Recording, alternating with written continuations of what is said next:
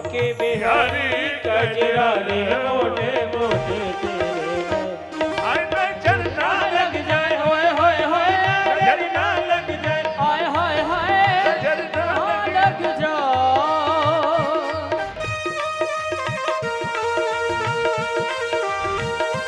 आनंद से भाव से सभी लोग आनंद लीजिए हरि बोल।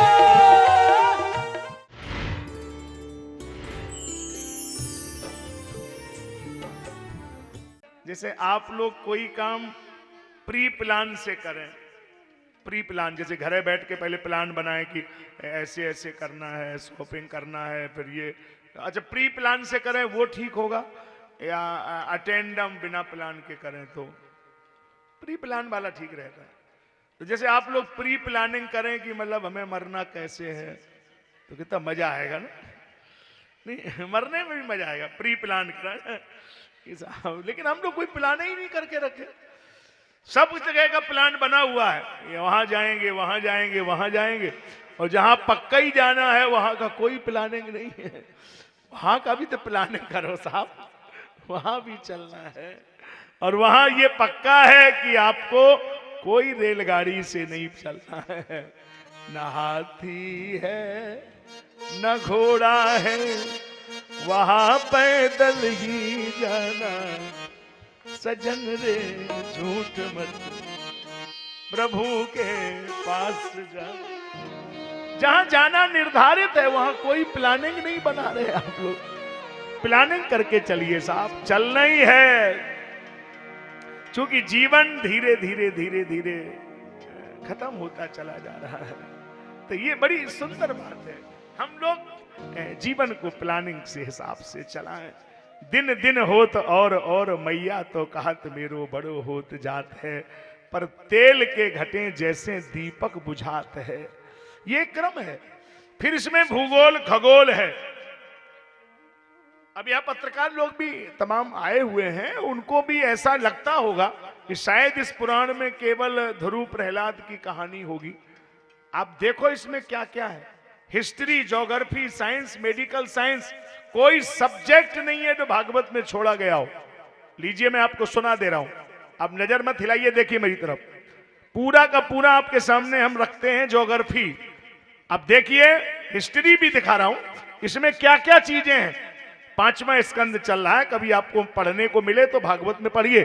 5वें स्कंद में भूगोल खगोल, 14 लोकों का वर्णन, तल वितल सुतल तलातल सातल महातल पाताल भू भुआ स्वा जना महातपा सत्यम, 7 द्वीपों का वर्णन, जम्बू प्लस सालबरी कुशकोण पुष्कर साख, भारत देश का वर्णन, जम्बू द्वीप भटखंड आर्यावर्त आर्यों की भूमि, भारत में कई पुरियां का, भारत की पुरियों का वर्णन, काशी कांची मायाबंद का द्वारका मथुरा, असंग पर्वत असंडमंड कोटक कोल्लक सह देवगिरी ऋषमूर शीशैट बैंकर सतीवान छारी गोवर्धन रेपता ककुब नील गोकामुख इंद्रकील भारत के पर्वत नदियां चंद्रबसा ताम्रपर्णी अटोदा कतमाला बयासी बेदमिका चर्मवती सुषोमा पैकुल्या घैकुल्या गंगा यमुना सरस्वती नर्मदा सिंधु कावेरी, 28 नरकों का वर्णन, तामित्र अंधतामित्र रौरो महारो कुंभीपा कालसु सुकरमुख कर्मी भोजन संदन से तप्त सुरमी वज्रकटक सालमणि बैतरणी पुयोड़ प्राणोद विष्ण अभिजीवन पयाफेन छालकर्जम सुनतो धन सुख अवट निरोधन पर्यावर्तन 28।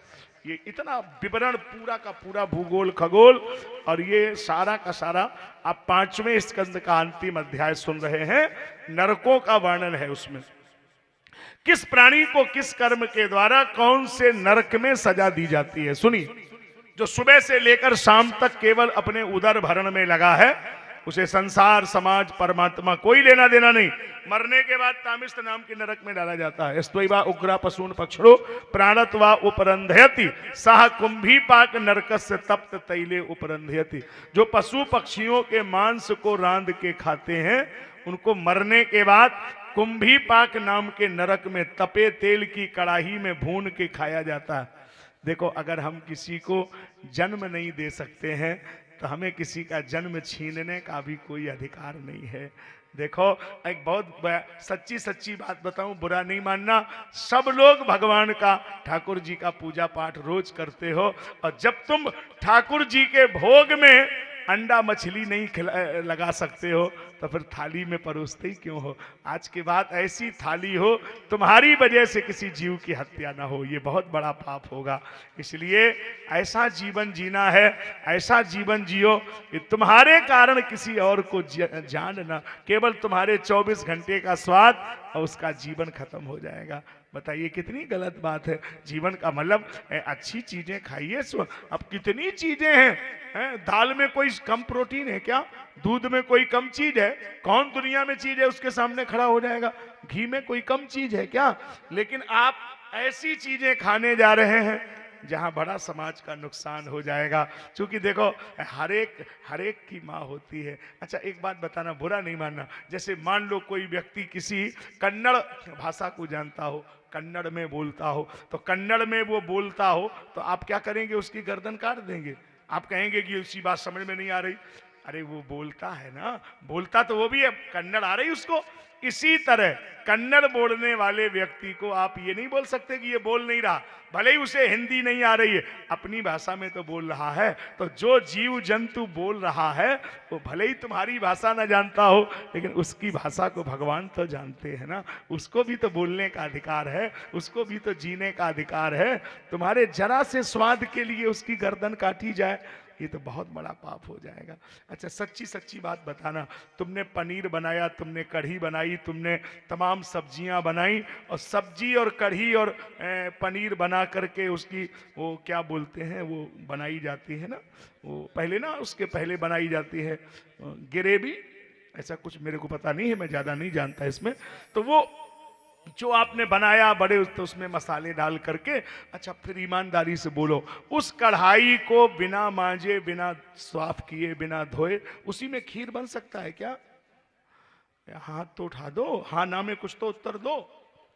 कैमरे पे दिखाइए भैया जरा, टीवी पे भी दिखाइए क्या उत्तर दिया जा रहा।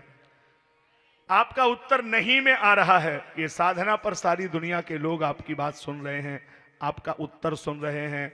आप अकेले थोड़े यहां बैठे, सारी दुनिया आपको देख रही है। आपने उत्तर ना में दिया है, आपने हाथ हिलाया है कि नहीं, और अगर ना में उत्तर दिया है तो ये ऐतिहासिक फैसला हमें लिखना पड़ेगा। 27 दिसंबर 2024 बरखेड़ा का रामलीला मैदान इसका गवाह रहेगा। अगर कढ़ी और सब्जी की कढ़ाई को बिना मांजे उसमें खीर नहीं बनेगा, तो जिस हृदय में परमात्मा को बिठाना चाहते हो और धोखे में भी शराब, मीट, मांस, गांजा, भांग भर दिया, वो कभी नहीं बैठेगा। ये कढ़ाई मांजनी पड़ेगी। ये कबाड़े की दुकान है क्या? ये मुर्दा घर है क्या? जो मर्जी इसी में भरते चले जा रहे हो। अरे इसे साफ करिए, साफ, इसे गंदा मत करिए। इसमें तुम्हारे भगवान बैठे हैं, ईश्वर अंश जीव अविनाशी। क्या करना चाहते हो? अपने भगवान को, ये भगवान जी को तुम धूप बत्ती क्यों लगाते हो? मोटीन लगाइए उनको। मोटीन में धुआं नहीं है क्या? लेकिन मोटीन में बदबू है, इसलिए भगवान को नहीं लगाओगे, और धूप बत्ती में खुशबू है। इतना ज्ञान आपको है तो ये गंदी चीजें जब तुम भरोगे तो भगवान को कितना दुख होगा। वो इसी के अंदर बैठा है। ऐसी गंदी चीजें नहीं खाना है। जीवन सात्विक बनाइए, शाकाहारी बनिए। किसी के जीवन को कष्ट पहुंचाना ये कहाँ का जीवन है? यही तो सीखना है कथा से। तो नरक से कौन बचा सकता है? केवल नारायण का स्मरण बचा सकता है। कान्य कुबजे द्विजा कश्चित दासी पतिरो अजामिला, नामना नष्ट सदाचारो दास्या संसर्ग दूषिता। उत्तर प्रदेश में एक कन्नौज नगर है और एक अजामिल नाम के ब्राह्मण रहते हैं। कान कुब्ज ब्राह्मण हैं वो अजामिल, और उन पिताजी उनके बड़े अच्छे हैं, और बालक में कोई ऐसा सत्संग उसका बिगड़ गया, दुस्संग हो गया, वेश्या घर में रखने लगा, बुद्धि खराब हो गई, मीट मच्छी खाने लगा। एक दिन घर में 4 साधु आ गए, और साधु में ये गुण होता है। आप कैसे साधु को पहचानोगे?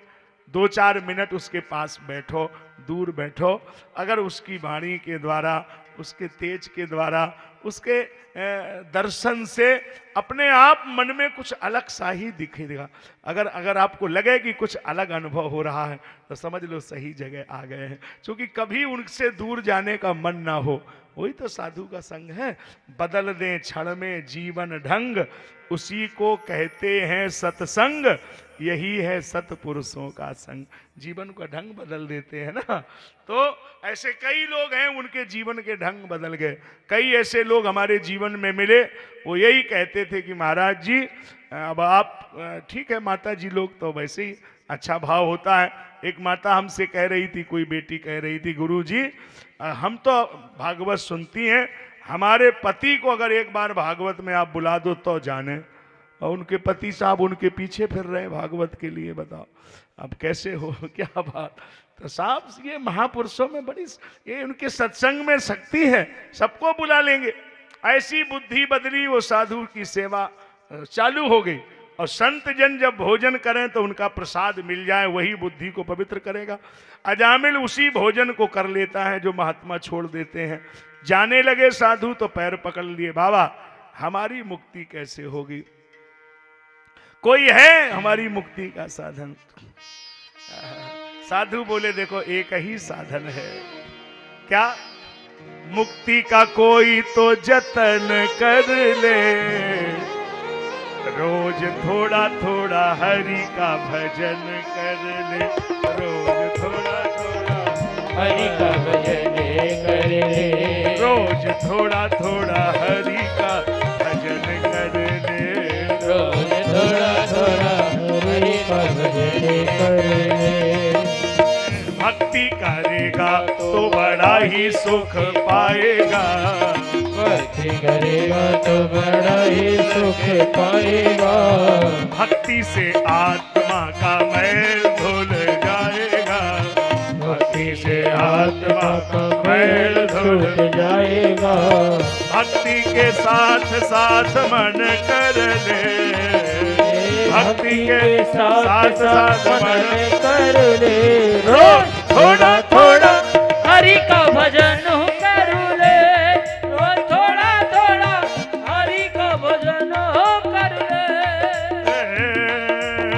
मुक्ति का कोई तो जतन कर ले, मुक्ति का कोई तो जतन कर ले, रोज थोड़ा थोड़ा हरि का भजन कर ले, रोज थोड़ा थोड़ा हरि का भजन कर ले, रोज थोड़ा थोड़ा हरि का भजन कर ले।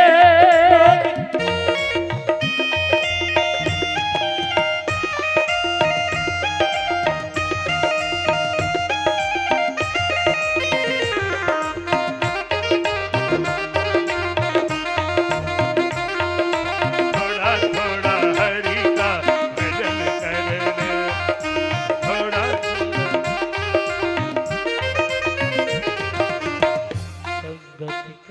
अब दो राकेश नाचने लगे तो हम भूल गए।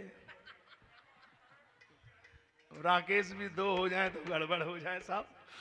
तो अब बताइए बात है साहब, ये क्या आनंद की मस्ती है। और ये हमारे राजेश वर्मा तो लगते ही नहीं साहब, जैसे हम इनको 20 साल पहले देखते थे वैसे ही अभी नए लगते हैं, ऐसी आनंद में रहते हैं। देखो जो भगवान के यहाँ नाचेगा वो ऐसे ही मस्ती में बना रहेगा ना, क्योंकि भगवान के नचाने से जो नाचे वो हमेशा ही आनंद में रहेगा, और जो दुनिया के नचाने से नाचेगा वो गड़बड़ में रहेगा। तो भगवान के यहाँ नाचना है, सब ही नचावत राम गुसाई है। अजामिल क्या बोला, ये भजन तो हमसे नहीं होगा महाराज, कोई और तरीका हो तो बोलो। तो बालो नारायणो नामनः नाम मात्रा प्रसिद्धति। अजामिल ने बेटे का नाम नारायण रख दिया और दिन भर बुलाने लगा नारायण नारायण नारायण। और जब अजामिल की उम्र 88 वर्ष हुई तो उसको 3 यमदूत लेने आए। अजामिल ने देखा, एकदम से आवाज लगाई, ओ नारायण। आवाज तो अपने ही नारायण को लगाई और सुनी वो बैकुंठ नारायण ने। तुरंत भगवान ने सेवकों को भेजा, पता करिए कौन बुला रहा। देखा अजामिल की छाती पर 3 यमदूत बैठे हैं। कौन है आप लोग? बोले हम धर्मराज के दूत हैं। धर्म की परिभाषा बताइए। वेद प्रणहितो धर्म अधर्मस्तद विपर्यय। वेद में वर्णित कर्म ही धर्म है। अधर्म क्या है? अधर्मस्तद विपर्ययः, वेद के विपरीत जो आचरण है वो अधर्म है। वेदो नारायणो साक्षात, वेद नारायण का साक्षात श्री विग्रह है। और ये नारायण का नाम ले रहा है, तुमने हाथ डाल दिया, भाग जाइए। अजामिल के प्राण बच गए। हम लोग यही एक काम करें, बेटा बेटी का नाम भगवान के नाम पर रखें। राधा, गीता, गायत्री, सीता, है राम, कृष्ण, गोविंद, ऐसे नाम रखो। इसी बहाने भगवान का नाम निकला करें। आजकल ऐसे अजीब अजीब नाम होते हैं, बड़ा परेशान हम लोग हैं। एक घर में गए, हमने बच्चे से पूछा क्या नाम है, बोला 1 2। तो हमने कहा तुम्हारे दूसरे भाई का 3 4, कि तुम्हारे घर में लाइन से रखे जा रहे, कौन सा नाम है? बड़ा मुश्किल काम हो गया साहब। तो ये नाम ठीक ठाक करिए भाई। यथा नामस तथा गुणा, जैसा नाम हो वैसा गुण होना चाहिए। इसके बाद में जल भरत जी चले गए। दक्ष जी को प्रजा को बनाने का काम दिया गया, तो दक्ष ने 10,000 सबला सुनाम के बेटा उत्पन्न किए। तपस्या करने गए तो नारद जी ने उनको घर गृहस्थी छोड़ने की सलाह दे दी। 1000 हरियस्व नाम के बेटा साधु हो गए। दक्ष ने 60 कन्या उत्पन्न की, 27 कन्या चंद्रमा को ब्याह दी। अश्विनी, भानी, कृत्तिका, रोहिणी, मृगशिरा, आर्द्रा, पुक्क, पुनर्वस, मघा, श्लेषा, ज्येष्ठा, उत्तरा, पूर्वा, हर्षचित्रा, स्वाति, अनुराधा, मूल, सतभिषा, रेवती, 27 नक्षत्र, चंद्रमा की 27 पत्नियां। 13 कश्यप को, अदिति, दिति, धनु, काष्ठा, सुरसा, कद्रु, बंटा, 13 27 13 40। 10 धर्म को, 10 अन्य ऋषियों को 60 का ब्याह कर दिया। इनमें कश्यप की 13 पत्नियों में अदिति के देवता हैं, दिति के दैत्य हैं। दैत्यों का राजा बलि है, देवताओं का राजा इंद्र है। गुरु बृहस्पति जी आए तो इंद्र ने प्रणाम नहीं किया, गुरु जी नाराज हो गए। दैत्य गुरु शुक्राचार्य ने चेलों को उकसाया, उन्होंने मारे हमला बोल दिया। इंद्र ने अपने बचाव में नारायण कवच कराया, और जब नारायण कवच कराया तो उसमें आहुति डालने में आचार्य ने मंत्र में गलती कर दी। वो दोनों का भांजा है, उसका नाम है विश्वरूप। बलि का भी भांजा, इंद्र का भी भांजा। आचार्य ने जब मंत्र में गड़बड़ किया, इंद्र ने उस ब्राह्मण का सर काट दिया। ब्रह्म हत्या का पाप लग गया। 4 भागों में ब्रह्म हत्या का पाप बांटा गया, एक धरती को, एक जल को, एक वृक्षों को, एक माताओं को। 2-3 मिनट में कथा पूरी कर देंगे, बस ये सुन लो कि किनको क्या मिला। धरती में जो ऊषर भूमि है, ब्रह्म हत्या का श्राप है। वरदान ये मिला, कोई तुम्हें कितना भी खोद दे अपने आप भर जाओगी। एक जल को मिला, जल में जो फेना है ये ब्रह्म हत्या का श्राप है। वरदान ये मिला, कोई कितना भी मलमूत्र कर दे तुम कभी अपवित्र नहीं माने जाओगे। एक भाग वृक्षों को मिला, वृक्षों में जो गोंद है ये ब्रह्म हत्या का श्राप है। वरदान ये मिला, कोई तुम्हें तिल तिल काट दे तुम्हारा वृक्ष से संबंध समाप्त नहीं होगा, स्वीकार किया। एक भाग माताओं को मिला, माताओं में महीने में 3 दिन के लिए जो अशुद्धता आती है ब्रह्म हत्या का ही श्राप है। वरदान ये मिला कि अगर तुम्हें ब्रह्म हत्या नहीं लगेगी तो तुम्हारे वंश में कोई बेटा बेटी का जन्म कभी नहीं होगा। तो उन्होंने स्वीकारा। इंद्र ने ब्रह्म हत्या को बांट दिया। दधीच महात्मा की कुटिया पर गया, उनसे उनकी अस्थियां मांगी। 3.5 शस्त्र बने और सारंग, गांडीव, आधा वज्र, पिनाक, इसी वज्र के द्वारा इंद्र का वृत्तासुर से युद्ध हुआ। वृत्तासुर उस युद्ध में मारा गया। चित्रकेतु को वैराग्य संकर्षण का दर्शन हुआ। और अंतिम अध्याय में दिति माता जब रोई तो कश्यप महात्मा ने अपनी पत्नी से कारण पूछा, तो उन्होंने कहा ऐसा व्रत बताइए जो इंद्र को मारने का बेटा हमें हो जाए, ऐसा बालक हो जो इंद्र को मार दे। तो देवी मेरे तो दोनों ही पुत्र बराबर हैं। बोले नहीं, इंद्र को मारने वाला बेटा हो जाए। तो कहा ले ये हम तुम्हें व्रत बता दें, अगर व्रत तुमने सविधि पूरा किया तो बालक इंद्र को मारने वाला होगा। अब व्रत में कहीं कोई त्रुटि हो गई तो वो इंद्र का भाई हो जाएगा। माता जी बोली हम त्रुटि होने ही नहीं देंगी। एक दिन बिना कुल्ला करे सो गई। अगर व्रत में अन्न नहीं लेना हो तो शाम के समय दातोन कुल्ला ब्रश जरूर करिए। आप लोग ध्यान में रखिए, माता जी लोग कभी भी व्रत करना हो शाम को दातोन कुल्ला ब्रश करके लेटना है, फिर दूध पानी कुछ नहीं लेना है उसके बाद। क्यों? मान लो सुबह हम ब्रश कुल्ला करें तो सुबह वाले में करने से नुकसान हो जाएगा। क्यों? इसलिए कि आप सुबह स्नान करेंगे 6 बजे, कुल्ला करेंगे 5:45 बजे, अब व्रत शुरू हो जाएगा 4 बजे ब्रह्म मुहूर्त में, और रात वाला अन्न अगर मुंह में लगा रह गया तो नुकसान हुआ ना। तो अन्न रात वाला निकल जाए, शाम को ही मुंह शुद्ध करके लेटना चाहिए। तो वो माता ने थोड़ा ध्यान नहीं दिया, बिना कुल्ला करे सो गई। मौका लग गया, इंद्र छोटा शिशु बन के मुंह के द्वारा गर्भ में प्रवेश कर गया। गर्भस्थ बच्चे के 7 टुकड़े कर दिए, गर्भ फड़कने लगा, एक एक टुकड़े के 7 टुकड़े कर दिए, 49 टुकड़े हो गए उस गर्भ के।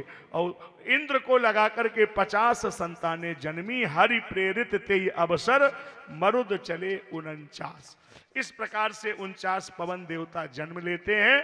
और ये पूरी ईमानदारी से हमने 25, 26, 27 3 दिन में ये आपके सामने 6 स्कंद की चर्चा आपको सुना दी। 6 बाकी हैं, 6 सुना दिए। कोई ईमानदारी में गड़बड़ नहीं, एक भी अध्याय छोड़ा नहीं, एक भी अध्याय पूरा नहीं, बिल्कुल पक्का बात।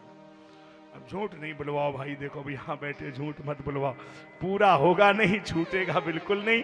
समय की मर्यादा है, इसलिए हमारी मजबूरियां होती हैं, हम समय का पालन करें, हमारी जिम्मेदारी। कल ये चर्चा बिहारी जी के प्राकट्य उत्सव तक जाएगी। आज की कथा यहीं पर विराम करेगी।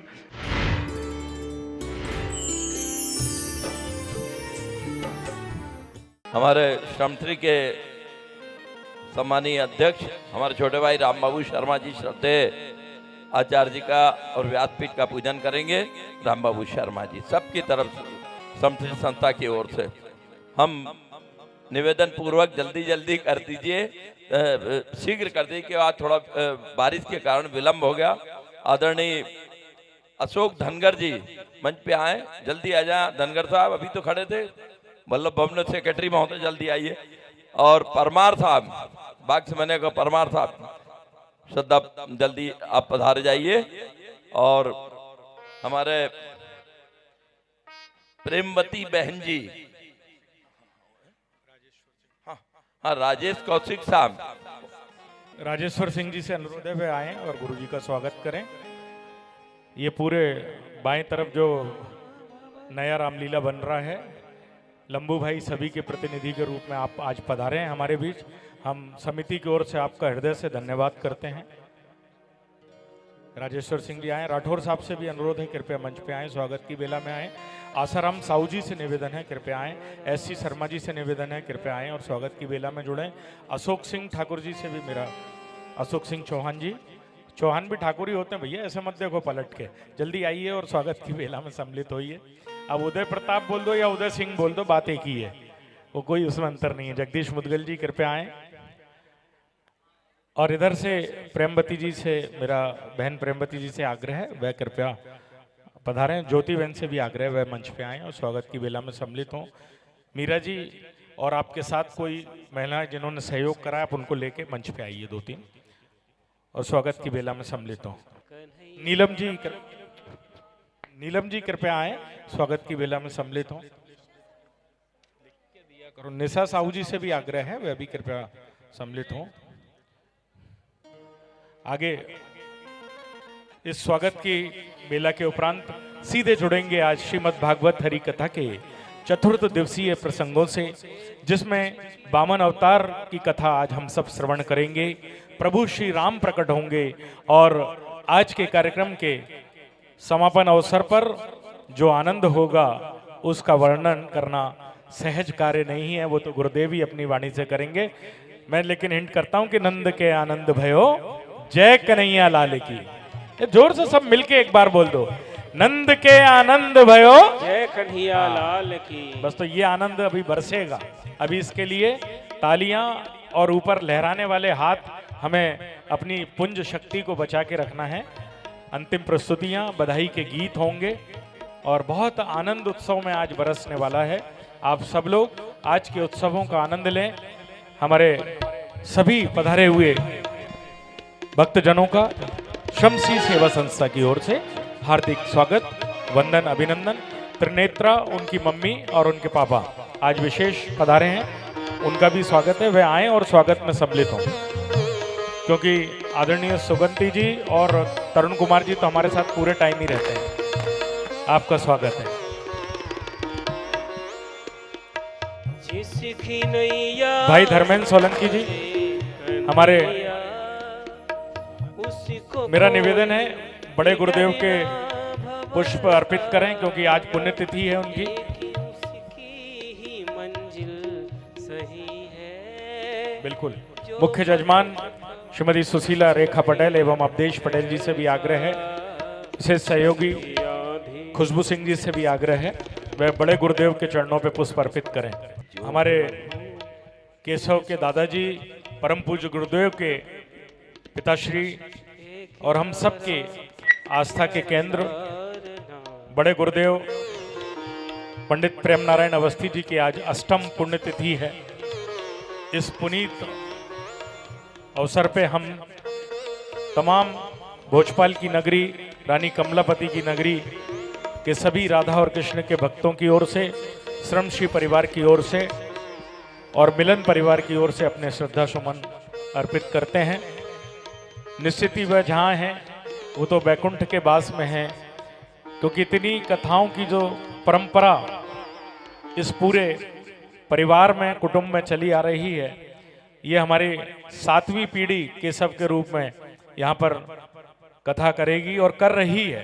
पूरे उत्तर प्रदेश, पूरे झारखंड, बिहार, बंगाल, देश के विभिन्न अंचलों में गुरुदेव की सुखद परंपरा को, धार्मिक सनातनी परंपरा को आगे संवर्धित करने का कार्य, उसको धर्म परमाणुओं को बिखेरने का कार्य केशव जी महाराज भी अपने श्रीमुख से कर रहे हैं। मैं ऐसे पूरे कुटुंब, ऐसे पूरे परिवार के चरणों में सादर अपनी श्रद्धा व्यक्त करता हूं और परम पूज्य बड़े गुरुदेव को विनम्र श्रद्धांजलि अर्पित करता हूं। श्रद्धेय बड़े आचार्य जी 2003-4 में साकेत नगर में पंचवटी मार्केट में शिव मंदिर है, बहुत छोटा था मंदिर था पहले। आज वो भव्य मंदिर, उनके प्राण प्रतिष्ठा श्रद्धेय बड़े आचार्य जी के द्वारा ही वहां सारी देवी देवताओं की प्राण प्रतिष्ठा हुई थी और बहुत भव्य आयोजन हुआ था, विधि विधान से 5 दिन का।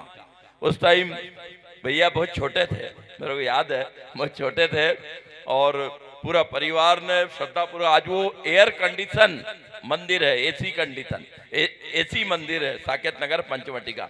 ये श्रद्धेय बड़े गुरुजी की कृपा, वहाँ बहुत विधि विधान से उन्होंने किया। आइए आप सबकी पावन उपस्थिति को प्रणाम करते हुए श्रीमद् भागवत हरि कथा के चतुर्थ दिवस के प्रसंगों में परम पूज्य गुरुदेव के श्रीमुख से हम जुड़ेंगे। एक ऐसी दिव्य वाणी, भव्य वाणी, विशाल वाणी, धर्म वाणी, विराट वाणी, शाश्वत वाणी, सत्य वाणी, परम वाणी, जिसको सुनकर लाखों भक्तों का कल्याण हुआ है और निश्चित रूप से आप सब बड़भागी हैं जो परम पूज्य गुरुदेव के श्रीमुख से प्रतिदिन कथा श्रवण का लाभ मिल रहा है। हम सब भोपाल की ओर से कृतज्ञता ज्ञापित करते हुए आज चतुर्थ दिवस के प्रसंगों से सीधे जुड़ते हैं बिना किसी भूमिका के। परम पूज्य गुरुदेव को माइक्रोफोन सुपुर्द करता हूं। एक बार सब मिलकर जोरदार जयकारी लगा दीजिए। बोल वृंदावन मां के बिहारी लाल की, बोलो राधे रानी सरकार की, बोलो गिरिराज धरन की, बोलो आज के आनंद की, बोलो परम पूज्य गुरुदेव भगवान की जय जय श्री राधे। श्री रामम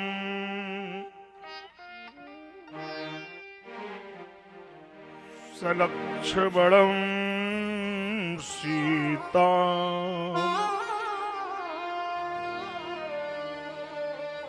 हनुमन्तं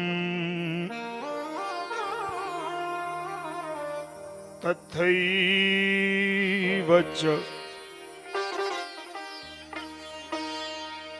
गुरुं भागवतानन्दं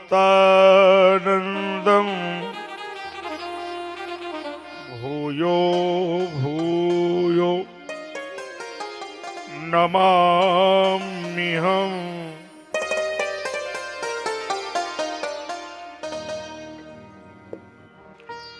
वर्णानामर्थ संघानां रसानां छन्दसामपि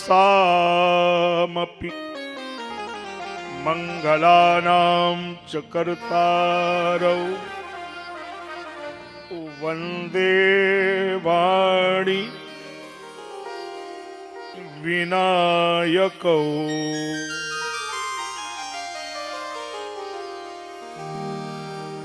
वन्दे विदेहतनया पदपुण्डरीकम् कैशोरसौरभ समाहृतयोग चित्तम् हन्तुं त्रितापमनिशं मुनिहंससेव्यम्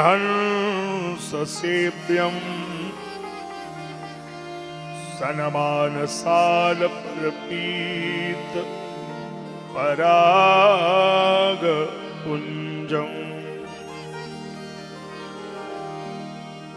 वरहापीडं नटवरवपो कर्णियो कर्णिकारं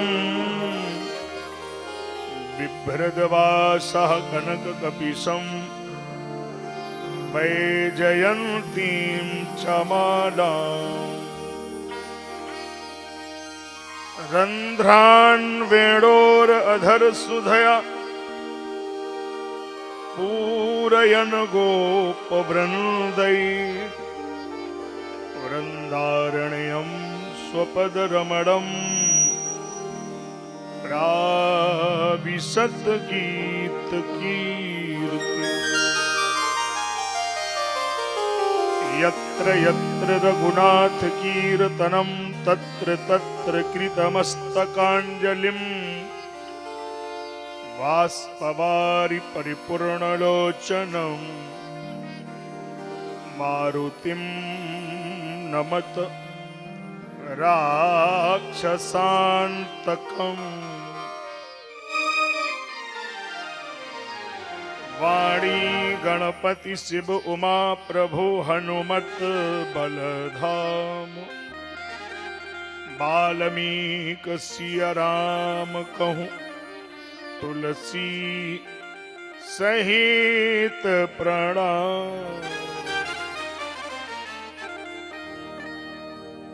मीठे रस ते भर्यो धरनी लागे महाधनी लागे मन करो करो यमुना जी को पानी लागे मीठे रस ते भर्यो धरनी लागे महाधनी लागे मन करो करो यमुना जी को पानी लागे मन पानी लागे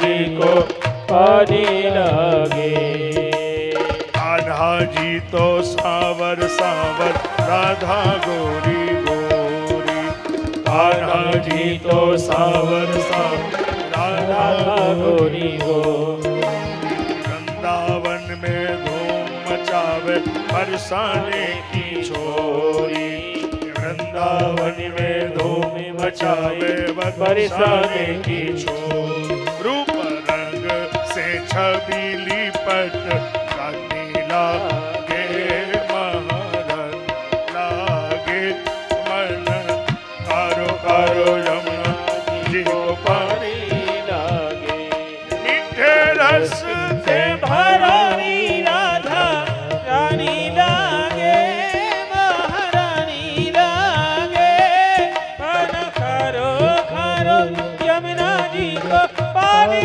लागे मन कारो कारो यमुना जी को पानी लागे मन खारो खारो यमुना जी को पानी लागे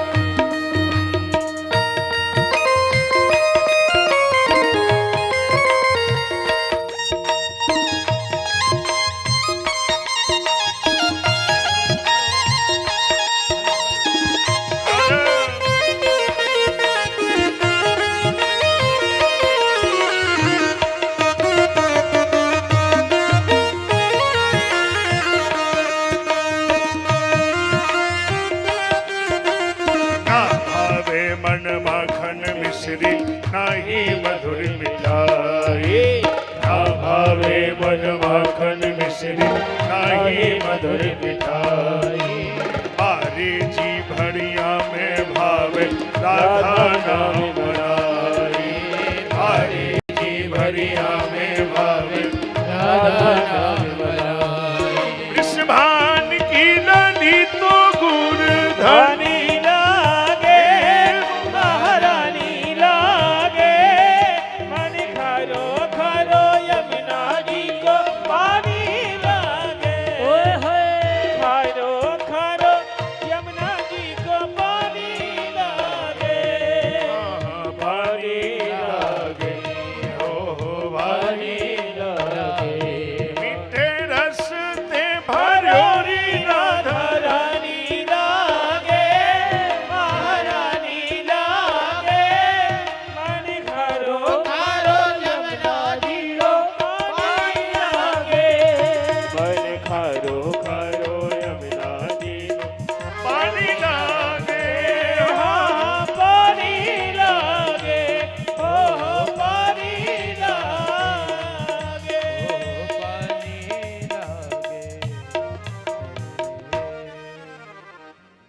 बोलो वृंदावन बिहारी लाल लाल की जय। श्री हनुमान जी महाराज की श्रीमद् भागवत महापुराण की जय। नमः पार्वती पत हर हर महादेव। नमो महद्भ्यः ब्राह्मणेभ्यो नमो नमो नमः। नमः। परम प्रेमास्पद परमात्म स्वरूप श्रद्धालु श्रोता बंधु श्रद्धामयी माताओं, झीलों की नगरी भोपाल मध्य प्रदेश का यह बरखेड़ा रामलीला मैदान आज बारिश के कारण थोड़ा सा विलंब से यह कार्यक्रम प्रारंभ हो सका। इंद्र भगवान की कृपा है, चूंकि बिहारी जी आए तो मौसम ऐसा ही था और हमारे यजमान की इच्छा है कि जैसा था वैसे ही होना चाहिए गुरु जी। तो अब यजमान की इच्छा भी बिहारी जी पूरी करें भाई। यजमान का कहना कि अगर बिहारी जी पानी में आए तो पानी यहाँ क्यों नहीं गिरेगा, तो यहाँ भी गिरना चाहिए। तो ऐसी दृश्य था जब आए थे बिहारी जी, भादों का महीना था, तो ऐसे ही आज यहाँ भी दिख रहा है। सबसे बड़ी बात है कि आपका साहस कितना बड़ा है कि आप लोग पानी की परवाह किए बगैर भी इधर उधर से आ गए हैं, दूर दूर से अपना स्थान ले रहे हैं। और श्रम श्री संस्था की धार्मिक प्रस्तुति, हमारे प्यारे राम बाबू शर्मा का यह वार्षिक प्रयास होता है। आप सबका दर्शन हमें मिलता है, आप सब बहुत भाग्यशाली हैं। सबको नमस्कार, प्रणाम, राधे राधे।